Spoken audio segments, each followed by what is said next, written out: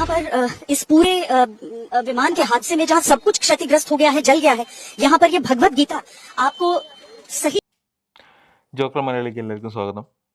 India ടുഡേയിൽ വന്നുള്ളൊരു ന്യൂസാണത്. കുറച്ച് ദിവസമായിട്ട് ഇത്തരം ഈ ഫ്ലൈറ്റ് ക്രാഷ് ആയതിൻ്റെ ന്യൂസുകളും റീൽസുകളും തന്നെയാണ് നമ്മളെ ഫീഡിൽ വന്നുകൊണ്ടിരിക്കുന്നത്.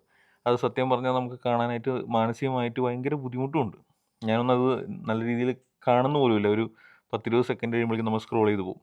കാരണം വെച്ചാൽ അതിൽ കാണുന്ന സീനുകൾ, ഓരോരുത്തരുടെ അവശിഷ്ടങ്ങൾ, ചിലവരുടെ ശരീരഭാഗങ്ങൾ കത്തിയരിഞ്ഞത്, അതൊക്കെ നമുക്ക് കാണാൻ പറ്റുന്നില്ല.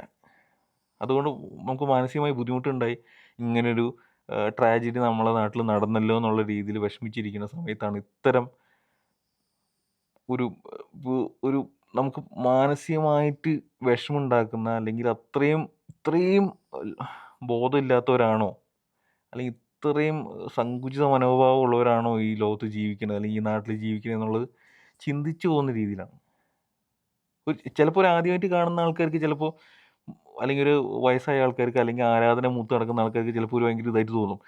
ഭഗവത്ഗീത കത്തിയില്ലല്ലോ, ഇത്രയും വലിയ സ്ഫോടനം നടന്നിട്ട് കത്തി എരിഞ്ഞിട്ട് ഇത്രയും പവർഫുള്ളായിട്ടൊരു ആക്സിഡൻറ്റ് സംഭവിച്ചിട്ട് ഭഗവത്ഗീത കത്തിയില്ല, എന്തൊരു പവറാണ് അതിന് എന്നൊക്കെ ചിന്തിക്കുന്നവരുണ്ടാവും. പക്ഷെ സത്യാവസ്ഥ എന്താണെന്ന് നിങ്ങൾ ആലോചിക്കണം. അത് ഒറ്റ നോട്ടത്തിൽ അങ്ങനെ കാണുമ്പോൾ ചിലപ്പോൾ ആരാധനയുള്ളവർ, അല്ലെങ്കിൽ ദൈവത്തിൽ ഇങ്ങനെ പ്രാർത്ഥിച്ച് നടക്കുന്ന ആൾക്കാർക്ക് അങ്ങനെയൊക്കെ തോന്നും. ശരിയാണ്. പക്ഷെ നിങ്ങൾ അതിൻ്റെ ഒരു മറുപുറ ആലോചിച്ച് നോക്ക്. 272 എനിക്ക് 240 സംതിങ് ആ ഫ്ലൈറ്റിലുണ്ടായിരുന്നു. ബാക്കിയുള്ളവർ ആ ഹോസ്റ്റലുണ്ടായിരുന്ന പഠിക്കുന്ന വിദ്യാർത്ഥികളാണ്. ആ ഫ്ലൈറ്റിലുണ്ടാകുന്ന കുട്ടികളടക്കമുള്ള 242 പേരും ഈ ഹോസ്റ്റലിലുള്ള ആൾക്കാരും മരണപ്പെട്ടു കഴിഞ്ഞു. ആ ബുക്ക് കത്താതിരിക്കാൻ ദൈവം കാണിച്ച എഫേർട്ടിൻ്റെ പകുതി എഫേർട്ട് മതി ഒരാളുടെ ജീവനെങ്കിലും രക്ഷപ്പെടുത്താൻ. അത് ചെയ്യാറുന്നില്ലേ? ഏതോ ഒരു ഭാഗത്തിന് ഒരു മനുഷ്യൻ ചാടി രക്ഷപ്പെട്ടു.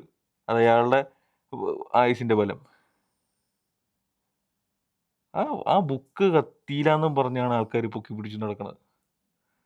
നിങ്ങളത് മനസ്സിലാക്കണം. അതിനുള്ളിൽ ആണുങ്ങൾ, വലിയ ആൾക്കാർ എന്തെങ്കിലും പാപം ചെയ്തെന്ന് തന്നെ വിചാരിക്കുക. കൊച്ചു കുഞ്ഞുങ്ങൾ എന്ത് ചെയ്തു? അതുകൊണ്ട് നിങ്ങൾ ഈ ആരാധന മൂത്തിട്ട് ഇത്തരം ഈ 2021 ഇങ്ങനെ ജീവിക്കരുത്. അതുകൊണ്ട് നിങ്ങൾ മനസ്സിലാക്കുക, നമ്മളെ ജീവിതം നമ്മൾ ജീവിച്ച് തീർക്കുക. ഒരു സ്വർഗവും നരകവും ഒന്നും നമ്മളെ കാത്തിരിക്കുന്നില്ല. നമ്മുടെ സ്വർഗവും നരകമൊക്കെ നമ്മുടെ നാട് തന്നെയാണ്.